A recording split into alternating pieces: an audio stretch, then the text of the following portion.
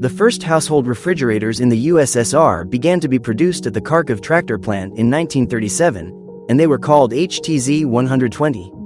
Almost 4,000 refrigerators were manufactured by 1941. Then the war began and their production was stopped.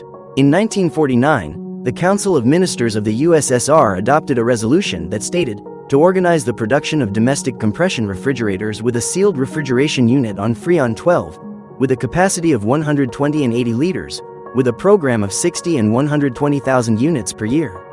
In 1951, the ZIS automobile plant produced the first 300 famous ZIS Moscow refrigerators. These refrigerators were distinguished by high-quality workmanship and durability. Many of them continue to work even today.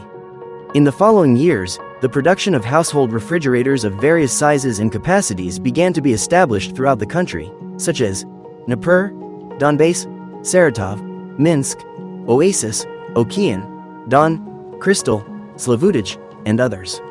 In the 70s, more than 30 factories were engaged in the production of refrigerators, and their total capacity was 6 million refrigerators per year. By 1990, over 71 million household refrigerators were in operation in the USSR, and their provision increased from 4 units per 100 families in 1960 to 93 units per 100 families in 1990. The refrigerator became the most important and necessary household appliance. In the late 1950s, the construction of Khrushchev-era apartments began, which were planned to be provided to every family, but this took several decades and many people at that time lived in communal apartments and dormitories, where one kitchen was designed for several families.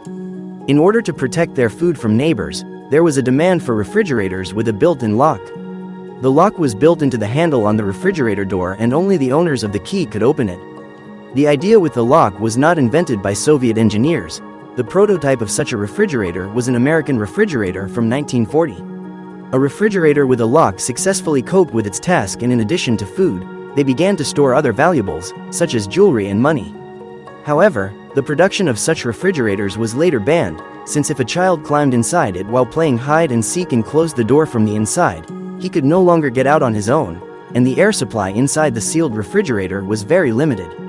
In the 60s, a magnetic seal was introduced to replace the rubber door seal with a mechanical lock, and the magnetic seal's attractive force should not exceed 5 kilograms, so that a child accidentally finding himself inside the refrigerator could open the door from the inside. Subscribe to the channel. There will be much more interesting things ahead.